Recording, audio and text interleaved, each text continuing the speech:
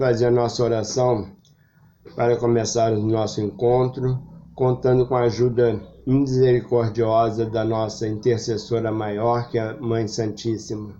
Em nome do Pai, do Filho e do Espírito Santo. Amém. Ave Maria, cheia de graça, o Senhor é convosco. Bendita sois vós entre as mulheres, e bendito é o fruto do vosso ventre, Jesus. Santa Maria, Mãe de Deus, rogai por nós, os pecadores, agora e na hora de nossa morte. Amém. Em nome do Pai, do Filho e do Espírito Santo. Amém. Hoje nós vamos falar sobre a doutrina e o uso das indulgências.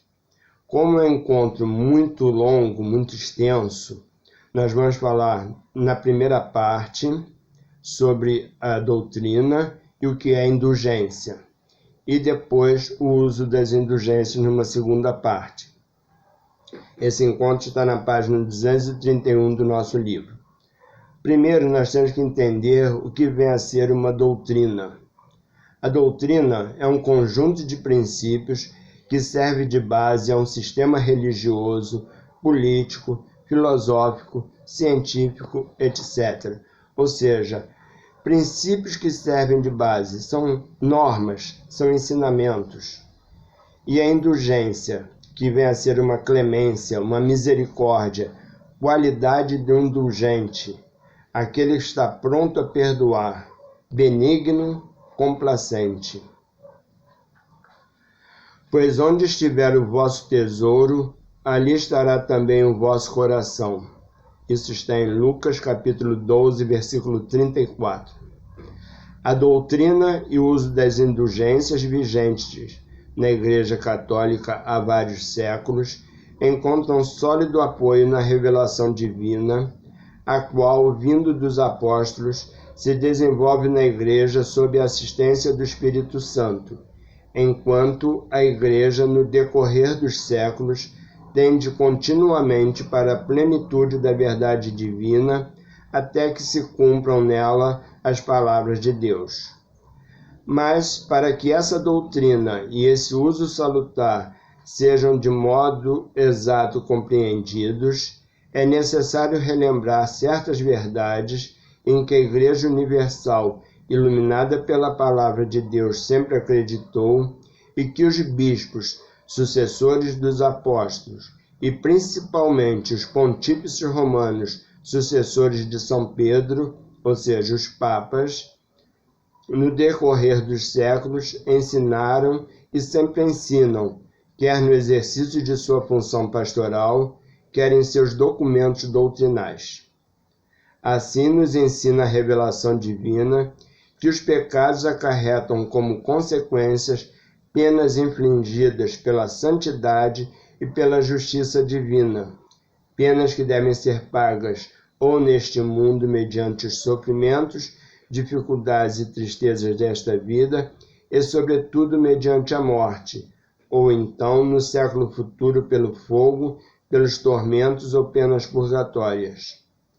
Da mesma forma, acham-se sempre os fiéis convencidos de que o caminho do mal é semeado de numerosos obstáculos, duro, espinhoso e prejudiciais aos que por ele enveredam.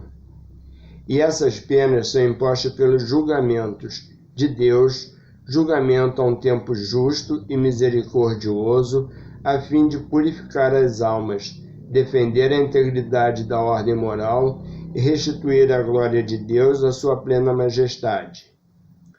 Por insondável e gratuito mistério da divina disposição, acham-se os homens unidos entre si por uma relação sobrenatural. Esta faz com que o pecado de um prejudique também os outros, assim como a santidade de um traga benefícios aos outros. Assim se prestam os fiéis socorros mútuos para atingirem seu fim eterno.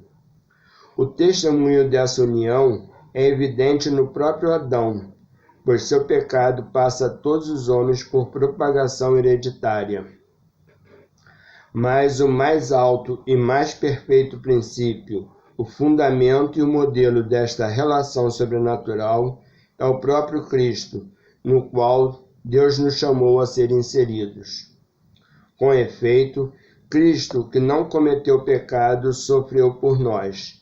Ele foi ferido por causa de nossas iniquidades, batido por nossos crimes, e por suas feridas fomos curados. Seguindo as pegadas de Cristo, os fiéis sempre procuraram ajudar-se uns aos outros no caminho que conduz ao Pai Celeste pela oração, pela apresentação de bens espirituais e pela expiação penitencial. E quanto mais seguiam o fervor da caridade, tanto mais também imitavam a Cristo sofredor. É o antiquíssimo dogma da comunhão dos santos, segundo o qual a vida de cada um dos filhos de Deus em Cristo e por Cristo se acha unida por admirável laço à vida de todos os outros irmãos cristãos na sobrenatural unidade do corpo místico de Cristo, como numa única pessoa mística. Assim se constitui o tesouro da Igreja, que não é uma soma de bens comparáveis às riquezas materiais acumuladas no decorrer dos séculos, mas é o valor infinito e inesgotável que tem junto a Deus as expiações e os méritos de Cristo Senhor, oferecidos para que a humanidade toda seja libertada do pecado e chegue à comunhão com o Pai. Não é uma coisa que o Cristo Redentor em questão e persistem as satisfações e os méritos de sua redenção. Os próprios apóstolos exortavam a seus discípulos a rezarem pela salvação dos pecadores, e tal usança santamente se manteve entre os muitos antigos costumes da Igreja, sobretudo quando os penitentes pediam a intercessão de toda a comunidade e os falecidos eram ajudados pelas preces de todos, especialmente pelo oferecimento do sacrifício eucarístico. Em tudo isto, entretanto, não se pensava que cada um dos fiéis operasse apenas com os próprios recursos pela remissão dos pecados dos outros irmãos. Acreditava-se de fato que a Igreja, como um só corpo unido a Cristo, seu chefe, satisfazia em cada um de seus membros. Pouco a pouco se propagou o uso das indulgências, pois o Filho unigênito de Deus adquiriu um grande tesouro para a Igreja militante. Lembrando que nós temos a Igreja militante, a penitente e a santificante. Este tesouro quis ele fosse distribuído aos fiéis para a sua salvação por São Pedro, portador das chaves do céu, e por seus sucessores, seus vigários na terra, e fosse, por motivos particulares e razoáveis, a fim de remir, ora parcial, ora completamente, a pena temporal devida ao pecado, e razoáveis e misericordiosamente aplicado, em geral ou em particular, como diante de Deus se julgasse mais útil aos que verdadeiramente penitentes se tivessem confessado. Sabe-se que os méritos da bem-aventurada Mãe de Deus e de todos os eleitos contribuem para a riqueza deste tesouro. O magistério da Igreja expôs e defendeu esta doutrina em diversos documentos. Aconteceu às vezes, é verdade, introduzirem-se abusos nos usos das indulgências, quer por concessões injustificadas e supérfluas, tivesse sido aviltado o poder das chaves que a Igreja possui e enfraquecida a satisfação penitencial, quer como consequência de proveitos ilícitos, fosse desonrado o próprio nome das indulgências. Mas, retificando e corrigindo os abusos, a Igreja ensina e ordena que o uso das indulgências, particularmente salutar ao povo cristão e aprovado pela autoridade dos santos concílios, seja conservado na Igreja, e fere com o anátema aos que afirmam serem inúteis as indulgências e negam à Igreja o poder de as conceder.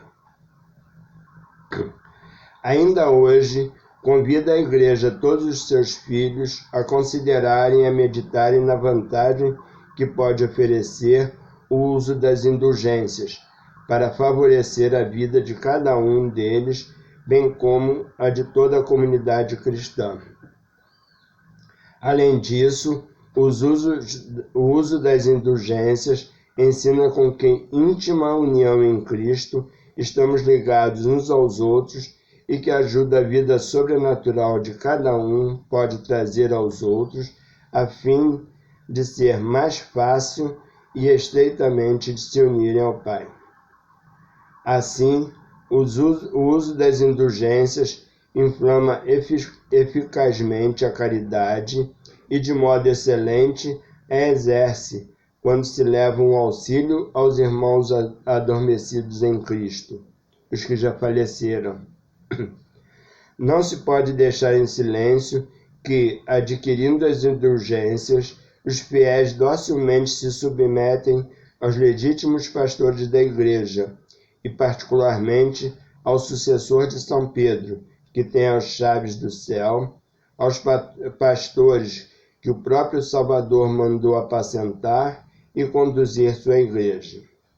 A salutar instituição das indulgências contribui assim por sua parte para que a Igreja se apresente a Cristo sem mancha nem ruga, mas santa e imaculada, admiravelmente unida em Cristo pelo elo da caridade sobrenatural. De fato, por meio das indulgências, são os membros da Igreja padecente mais rapidamente agregados à Igreja triunfante. Daí resulta que por essas mesmas indulgências, o reino de Cristo se instaura muito mais rapidamente, até que todos tenhamos chegado à unidade da fé e de pleno conhecimento do Filho de Deus, à idade de homem perfeito, à medida da estrutura que cada um que convém ao complemento de Cristo. Então, nessa segunda parte, nós vamos ver a concessão das indulgências.